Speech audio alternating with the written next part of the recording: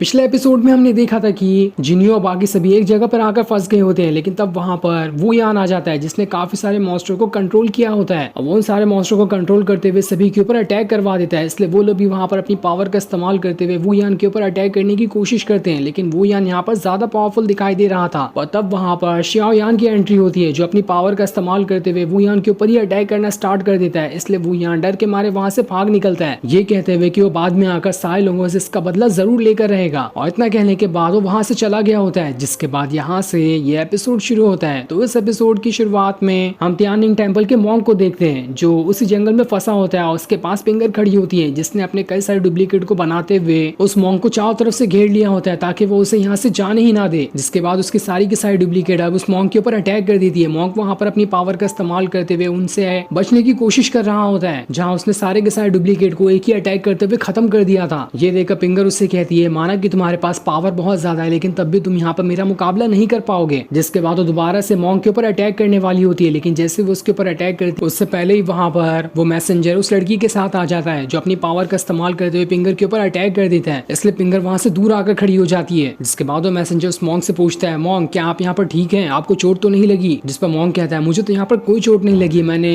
इस डीमन के साथ अच्छी फाइट की, लेकिन तुम लोगों को यहाँ पर थोड़ा सावधान रहने की जरूरत है। ये जितनी ज्यादा कमजोर दिखाई देती है उतनी है नहीं, इसकी पावर को यहाँ पर अंडर एस्टिमेट मत करना। तब ये सारी बात सुनकर पिंगर उस मॉन्क से कह रही होती है, तुम्हारे मुंह से अपनी तारीफ सुनकर मुझे काफी अच्छा लगा, लेकिन मैं यहाँ पर इस मैसेंजर को नहीं जानती कि आखिर ये कौन है। लेकिन अगर यहाँ पर ये हम दोनों के झगड़े के बीच टांग अड़ाने की कोशिश करेगा तो मैं इसे तो छोड़ूंगी नहीं, इसके साथ जो लड़की आई है उससे भी नहीं छोड़ूंगी। वो तो मुझे सबसे ज्यादा कमजोर दिखाई दे रही है, उसके ऊपर तो हल्का सा ही अटैक करते हुए मैं यहाँ पर उसकी जान ले सकती हूँ। जिसके बाद वो वहां पर अपने सेड्यूस करने वाली पावर का इस्तेमाल करते हुए उस मैसेंजर को भी अपने कंट्रोल में करने की कोशिश करती है, लेकिन वो खुद को वहां पर संभाल लेता है। और तब उसकी पावर को देखकर उसे समझ में आता है कि ये तो पिंगर है ना, जो कि डीमन सेट की काफी ज्यादा पावरफुल लड़की मानी जाती है। मैंने इसका नाम काफी टाइम से सुनकर रखा था, लेकिन देखो आज मुझे पहली बार इसे देखने का आमने सामने से मौका मिल ही गया। ये सुनकर पिंगर उससे कहती है, अरे वाह, तुम तो मुझे अच्छे से जानते हो, ये तो कमाल ही हो गया, मुझे नहीं लगा था कि मैं आसपास के इलाकों में कितनी ज्यादा फेमस हूँ। तब मैसेंजर पिंगर से कह रहा होता है, तुम जानती हो ना कि फैंगशान वैली और त्यानिंग टेम्पल के मॉन्क भी हमारा ही साथ दे रहे हैं, जिस वजह से तीनों ह्यूमन के सेट जो है आपस में मिल चुके हैं ताकि वो डीमंस का खात्मा कर सके। तुम भी यहाँ पर डीमन सेट से आई हो, इसलिए तुम हमारी सबसे बड़ी दुश्मन हो, इसलिए हम तुम्हें यहाँ पर नहीं छोड़ने वाले। तब पिंगर उस मैसेंजर से कह रही होती है, क्या तुम मुझे थोड़ा अच्छे से बता सकते हो कि यहाँ पर फैंगशान वैली से कौन है और त्यानिंग टेम्पल से कौन है, क्योंकि तुम तो मुझे किन्नू सेट के दिखाई दे रहे हो। किन्नू सेट का तो कोई बंदा मेरे पास भी है जिसके बारे में शायद तुम पहले से ही जानते हो कि वो डीमन सेट को ज्वाइन कर चुका है। इसलिए मैसेंजर उसे बताना शुरू कर देता है कि कौन कौन से सेट से आता है। ये सारी चीजें देखने के बाद पिंगर उन तीनों से कह रही होती है, इस ट्रेजर को हासिल करने का खेल तो धीरे धीरे करते हुए और ज्यादा इंटरेस्टिंग होते जा रहा है। नहीं जानती कि आखिरी में जाकर ये ट्रेजर किसके हाथों में जाएगा, लेकिन कुछ भी क्यों ना हो जाए हम डीमन सेट वाले उस ट्रेजर को ह्यूमन के हाथों नहीं जाने दे सकते। इसलिए आज यहाँ पर हम तीनों को आपस में फाइट करनी पड़ेगी। ये सुनकर तो मॉन्क वहाँ पर अपना एक प्रोटेक्शन शील्ड बना देता है जिसके अंदर उसने उस मैसेंजर और उस लड़की को भी रख लिया था ताकि वो उन दोनों को भी वहाँ पर पिंगर के अटैक से बचा सके। दूसरी तरफ हम वेस्टर्न स्वॉम्प के उसी सुंदर वाली जगह का सीन देखते हैं जहाँ पर वो फॉर्चून टेलर और जोई आगे बढ़ रहे होते हैं और उन्हीं के पीछे वाइल्ड डॉग भी छुपते हुए आ रहा था ताकि वो ये देख सके कि कहीं जोई किसी मुसीबत में ना पड़ जाए। अगर वो किसी मुसीबत में पड़ेगी तो उसकी मदद करने के लिए वहाँ पर वाइल्ड डॉग आ जाएगा। जिसके बाद फॉर्चून टेलर एक जगह पर रुककर वहाँ पर पानी पीना शुरू कर देता है क्योंकि वो काफी टाइम से चलते हुए बहुत ही ज्यादा थक चुका था। इसके बाद वो जोई वहाँ पर बैठे हुए आपस में बातें करना शुरू कर देते हैं, लेकिन जैसे वो बातें कर रहे होते हैं वहाँ पर उस फॉर्चून टेलर को वाइल्ड डॉग दिखाई दे जाता है। ये देखकर तो वो भी हैरान था कि वाइल्ड डॉग दोबारा से यहाँ पर आ गया, आखिर ये हमारा पीछा कब जाकर छोड़ेगा। वो वहाँ पर जोई से कह रहा होता है, तुम यहीं पर रुको, मैं इस वाइल्ड डॉग को अभी देख कर आता हूँ कि आखिर अब इसे यहाँ पर कौन सा काम आ गया जो यहाँ पर फिर से हमारा पीछा करते हुए आ चुका है। जोई उसे वहाँ पर रोकने की कोशिश कर रही होती है, लेकिन जैसे वो थोड़ा पीछे मुड़ने लगती है उसका पैर वहाँ पर फिसलने लगता है, पर जैसे वो नीचे गिरती है इससे पहले वाइल्ड डॉग वहाँ पर आकर उसे बचा लेता है, जिस वजह से जोई यहाँ पर बच जाती है। लेकिन जैसे वो उसे बचाता है वहाँ पर तो वाइल्ड डॉग की आंखें फटी की फटी रह जाती है क्योंकि उससे सामने घोस्ट किंग दिखाई दे रहा था जो यहाँ पर उस फॉर्चून टेलर से कुछ बातें करने के लिए आया होता है, क्योंकि काफी साल पहले वो दोनों एक दूसरे को पहचानते थे। इसलिए यहाँ पर घोस्ट किंग फॉर्चून टेलर से कुछ बातें करने आया होता है। वो वहाँ पर उससे कहता है, तुम तो काफी ज्यादा बूढ़े हो चुके हो, इसलिए मैंने कहा था कि तुम्हें भी कल्टीवेशन पे ध्यान देना चाहिए। अगर तुम कल्टीवेशन पे ध्यान देते तो तुम्हारी उम्र इतनी जल्दी नहीं बढ़ती। मुझे ही देख लो, मैं भी तुमसे कितनी ज्यादा उम्र का हूँ लेकिन अब भी यहाँ पर बिल्कुल जवान ही दिखाई देता हूँ। लेकिन फॉर्चून टेलर उससे कहता है, मुझे इन सारी चीजों से कोई मतलब नहीं है, मैंने अपनी लाइफ जी ली है, बस ऐसे ही रहने दो। वैसे भी अभी मैंने तुम्हारी बेटी के बारे में सुना था जिसकी 10 साल पहले जान चली गई, वो सुनकर मुझे काफी ज्यादा अफसोस हुआ। तब ये सुनकर घोस्ट किंग उससे कह रहा होता है, आज से कई सालों पहले मैं तुम्हारे पास आया था अपना भविष्य जानने के लिए कि आगे चल के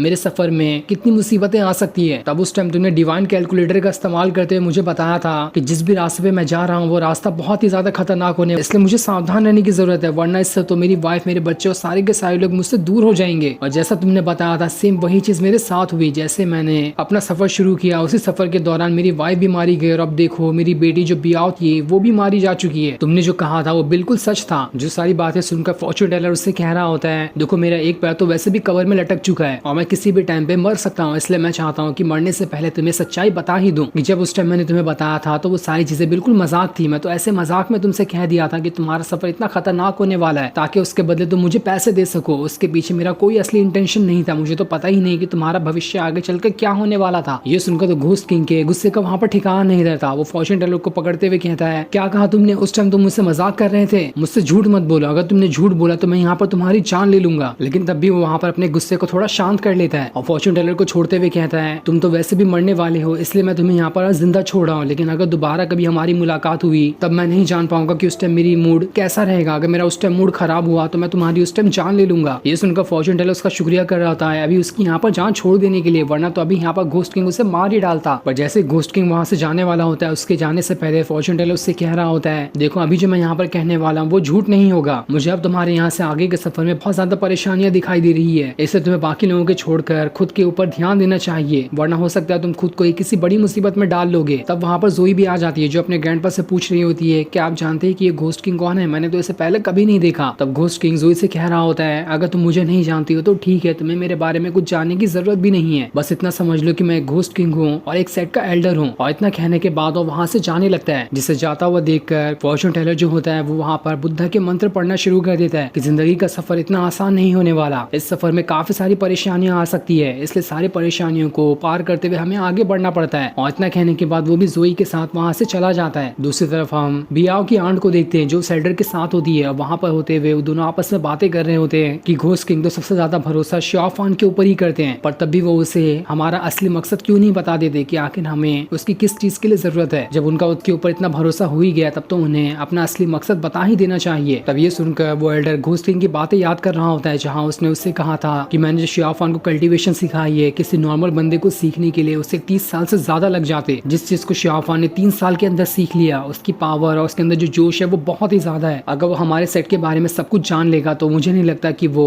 तब भी जाकर हमारे सेट का उतना साथ दे सकता है। हो सकता है आगे चलकर वो हमारे सेट के खिलाफ हो जाए, इसलिए हमें जो भी कदम लेना होगा वो सोच समझ के लेना होगा। शियाओफान के ऊपर उतनी पूरी तरह से भरोसा नहीं कर सकते क्योंकि उसके अंदर खून तो अब भी इंसानों का ही दौड़ रहा है। दूसरी तरफ हम शियाओफान को देखते हैं जिसके पीछे जूकी होती है। वो दोनों वहाँ से आगे बढ़ रहे होते हैं जहाँ जूकी शियाओफान का पीछा कर रही होती है, लेकिन शियाओफान भी अपनी पावर का इस्तेमाल करते हुए वहाँ से आगे बढ़ रहा होता है। लेकिन जैसे वो आगे बढ़ता है जूकी अपनी स्वॉर्ड का इस्तेमाल करते हुए उसे वहाँ पर रोक लेती है और उसके गर्दन के ऊपर अपनी स्वॉर्ड रखते हुए उसे कहती है, पीछे मुड़ो, मुझे तुम्हारी शक्ल देखनी है। इसलिए शियाओफान वहाँ पर अपना हुड निकाल देता है और जब इतने करीब से जूकी शियाओफान को दोबारा देखती है तो वहाँ पर आसपास बिजलियां गिरने लग गई थी क्योंकि उसने काफी सालों के बाद इतने करीब से शियाओफान को वापस देखा था। और इन दोनों को देखने की वजह से यहाँ पर इतना जो भयंकर ऑरा बाहर निकल रहा होता है उससे पूरे जंगल में ही तूफान सा आने लग गया था। ये देखकर तो पिंगर भी एकदम ज्यादा हैरान रह जाती है कि अरे यहाँ पर अचानक से ये हो क्या रहा है। इसलिए वो उस मैसेंजर बाकी सभी को वहां से छोड़कर उसी तरफ बढ़ना शुरू कर देती है जहाँ पर अभी शियाओफान है ताकि देख सके कि अचानक से वहां पर होने क्या लग गया। इसलिए उसके पीछे वो मैसेंजर और बाकी लोग भी चले जाते हैं। तो वहीं हम बाकी लोगों को भी देखते हैं जो सभी यहाँ से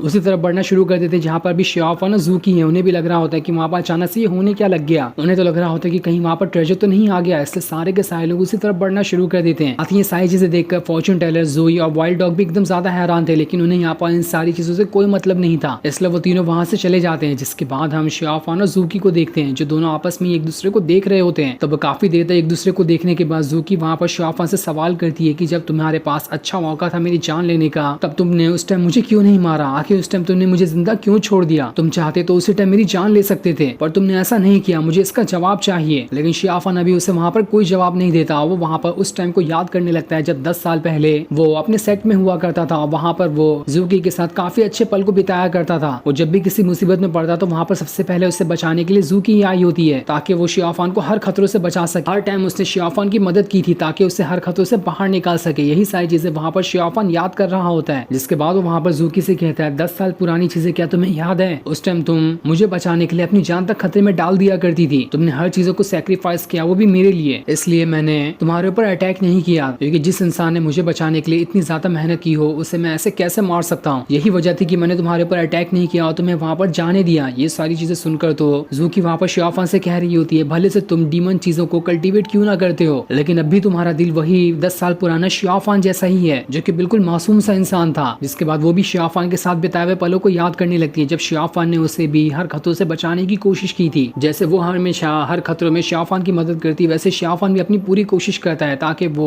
जूकी को हर खतरों से बचा सके। यही सारी चीजें वो यहाँ पर याद कर रही होती है, क्योंकि इन दोनों की दोस्ती 10 साल पहले बहुत अच्छी चल रही थी, जहाँ पर जूकी को तो शियाफान पसंद भी आने लग गया था, लेकिन शियाफान को सबसे ज्यादा बियाह पसंद आ रही थी और वो जूकी को सबसे अच्छी दोस्त मानता था। इस वजह से इनकी दोस्ती 10 साल पहले बहुत अच्छी थी, और जब से ये डीमन पाथ शुरू किया है शियाफान ने, तब से ये दोनों अलग हो चुके हैं। लेकिन अलग होने के बाद भी आज भी शियाफान उन सारी चीजों को याद करता है, तभी तो उसने वहां पर जूकी को छोड़ दिया था। जिसके बाद जूकी शियाफान से कहती है, अभी तक के कुछ नहीं बदला है, तुम चाहो तो वापस आ सकते हो हमारे पास। तब शियाफान जूकी से कहता है, आज पूरे के पूरे 10 साल हो चुके हैं, 10 साल बाद किसी ने मुझे शियाफान के नाम से पुकारा है, वरना तो सारे के सारे लोग मुझे घोस्ट ली ही कहा करते थे, जो नाम मुझे काफी ज्यादा पसंद भी था। ये सुनकर तो जूकी को समझ आ जाता है कि वहां पर शियाफान उसके साथ नहीं आने वाला। वो डीमन पाथ को कल्टीवेट करता है, वो अभी तक के उसे ही कल्टीवेट करता रहेगा। उसे इंसानों से नफरत हो चुकी है। जो भी उसके दोस्त थे वो उनके साथ तो दोस्ती का बर्ताव करता है, लेकिन वो बाकी इंसानों से नफरत करता ही है। इसलिए वो वहां पर अपनी स्वॉर्ड को दोबारा अपनी म्यान में रखते हुए वहां से जाने लगती है। जिसे जाता हुआ देखकर शियाफान उससे कहता है, क्या तुम मेरे एक सवाल का जवाब देते हुए जाओगी? अगर तुम्हें दोबारा कभी मौका मिला मुझे मारने का, तो क्या तुम उस टाइम मुझे मारोगी? तब जूकी उसे वहां पर जवाब देते हुए जाती है कि हाँ, अगर मुझे मौका मिला तो मैं तुम्हारी जान लेने में जरा सा भी नहीं झिझकूंगी।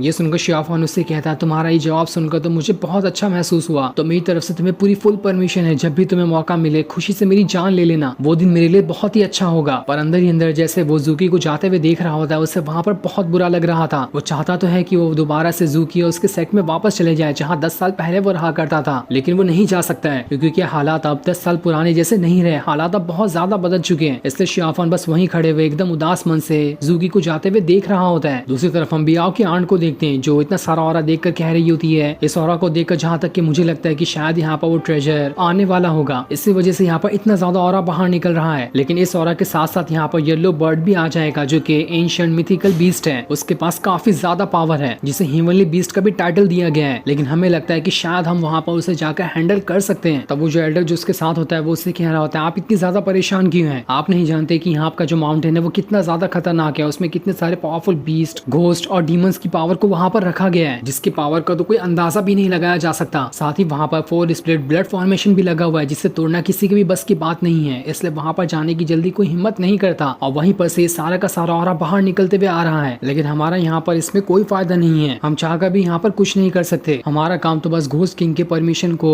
पूरा करना है, जो वो कहेंगे हमसे करने के लिए हमें वही करना पड़ेगा। दूसरी तरफ हम सारे के सारे लोगों को देखते हैं जो उसी माउंटेन की तरफ बढ़ रहे होते हैं, जहाँ पर सबसे पहले आगे पिंगर होती है, जिसके पीछे वो मॉन्क का बाकी सारे लोग भी थे। लेकिन जैसे वहाँ पर आगे बढ़ रहे होते हैं, वहाँ पर काफी सारे सी मॉन्स्टर आ चुके थे, जिन्हें देखकर तो पिंगर भी वहाँ पर हैरान रह जाती है कि यहाँ पर इतने सारे मॉन्स्टर क्या करने के लिए आ गए। तब उसे पता चलता है कि सारे के सारे मॉन्स्टर तो ह्यूमंस के पीछे हैं, ये तो बहुत अच्छा हो गया। इसलिए वहाँ पर कई सारे मॉन्स्टर को मारते हुए बाकी मॉन्स्टर को और ज्यादा भड़काने की कोशिश करती है, ताकि वो सारे के सारे ह्यूमन का यहाँ पर खात्मा कर सके, जिसके बाद तो वो आसानी के साथ यहाँ से चली जाएगी। इसलिए वो वहाँ पर उन मॉन्स्टर के ऊपर अटैक करने के बाद वहाँ से भाग रही होती है, जिसमें से काफी सारे मॉन्स्टर वहाँ पर मारे जाते हैं। ये देखकर तो बाकी मॉन्स्टर के गुस्से का ठिकाना नहीं था। वो मॉन्स्टर वहाँ पर अपने और साथियों को बुलाना शुरू कर देते ताकि वो यहाँ पर सभी की जान ले सके। तब उन्हें आगे बढ़ते हुए वहाँ पर ह्यूमंस दिखाई दे जाते हैं। उन्हें लगता है कि यहाँ पर ये काम ह्यूमंस का ही है, जिन्होंने उसके साथियों को यहाँ पर जान ले ली। इसलिए सारे के सारे मॉन्स्टर अब उस मैसेंजर उसके साथियों का वहाँ पर पीछा करने के लिए तैयार हो जाते हैं, और मॉन्स्टर ने वहाँ पर उन सभी के ऊपर अटैक करना भी स्टार्ट कर दिया था, जिस वजह से जैसे ही वहाँ पर मॉन्क का बाकी लोग आगे बढ़, चारों तरफ से पानी भरना शुरू हो जाता है, और उस पानी के अंदर से कई सारे सी मॉन्स्टर बाहर निकल कर आने लगते हैं, जिन्होंने उस मॉन्क का बाकियों को वहाँ पर चारों तरफ से घेर लिया होता है। ये देखकर तो वो लोग भी हैरान थे कि अरे यहाँ पर इतने सारे मॉन्स्टर कैसे आ गए। मॉन्क वहाँ पर अपनी पावर का इस्तेमाल करते हुए दोबारा से एक प्रोटेक्शन शील्ड बना लेता है, ताकि वो मॉन्स्टर के अटैक से बच सके। ये सारी चीजें देखकर तो पिंगर काफी ज्यादा खुश हो रही होती है, क्योंकि उसने तो यहाँ पर आग लगा दिया, सारे के सारे मॉन्स्टर को ह्यूमंस के खिलाफ भड़का दिया है, जिस वजह से तो अब वो मॉन्स्टर ह्यूमन का पीछा नहीं छोड़ने वाले। अब वो तो यहाँ से बड़ी ही आसानी के साथ बचकर निकल जाती है। दूसरी तरफ हम शियाफान को देखते हैं, जो आगे बढ़ रहा होता है, जहाँ आगे बढ़ते हुए उसे काफी अजीब जगह दिखाई देती है, जहाँ पर उसे कोई भी मॉन्स्टर, कोई भी वहाँ पर खतरा नहीं दिखाई दे रहा था। ये देखकर तो वो भी हैरान रहता है कि आखिर वेस्टर्न स्वैम्प में ऐसी जगह कहाँ पर से आ गए जहाँ पर कोई भी मॉन्स्टर नहीं है। साथ ही आसपास के पेड़ों को देखकर उसे पता चलता है कि सारे के सारे पेड़ तो हजारों साल पुराने हैं। ऐसा लग रहा है कि पिछले हजारों सालों से यहाँ पर कोई भी नहीं आया, और ये सारी जगह वैसी की वैसी है अभी तक के। इसलिए वो आसपास की जगह की अच्छे से तलाशी लेना शुरू कर देता है, ताकि देख सके कि आखिर किस तरह की मिस्टीरियस जगह है। वो वहाँ पर अपनी लकड़ी पे खड़े हुए आगे बढ़ रहा होता है जहाँ उसे एक दीवार दिखाई देती है जो कि किसी पहाड़ का हिस्सा था और वो सारा का सारा पहाड़ पेड़ की लकड़ियों से बना होता है। ये देखकर तो शाहफान भी हैरान थे, ये क्या अजीब चीज है यहाँ पर। ऐसा लग रहा है कि इस जंगल में लकड़ियों का बना हुआ कोई ब्रिज आ चुका है, पर आखिर यहाँ पर इस ब्रिज को बनाया किसने और ये ब्रिज कहाँ तक जाता होगा। इसलिए वो वहाँ पर उस ब्रिज का पीछा करना शुरू कर देता है ताकि देख सके कि ये जगह कहाँ पर जाकर खत्म होती है। और जैसे वो वहाँ से आगे बढ़ता है वो किसी अजीब सी जगह पर आ चुका था जहाँ पर पूरा का पूरा पेड़ों का जंगल बना होता है, जो जगह बहुत ही ज्यादा अजीब और भयानक दिखाई दे रही थी। ये देखकर तो वो भी हैरान था कि आखिर यहाँ पर इतने बड़े बड़े पेड़ कैसे आए, जरूर इसके पीछे कोई ना कोई खास बात तो होगी ही। ऐसे यहाँ पर इतने बड़े बड़े पेड़ तो हवा में नहीं उग जाते, इसलिए वहाँ से और ज्यादा आगे जाने का तय करता है ताकि देख सके कि आखिर इन सारी चीजों के पीछे असल में सच्चाई क्या है। लेकिन वो जितना आगे जा रहा होता है वो जगह तो खत्म होने का नाम ही नहीं ले रहा था। वो पेड़ तो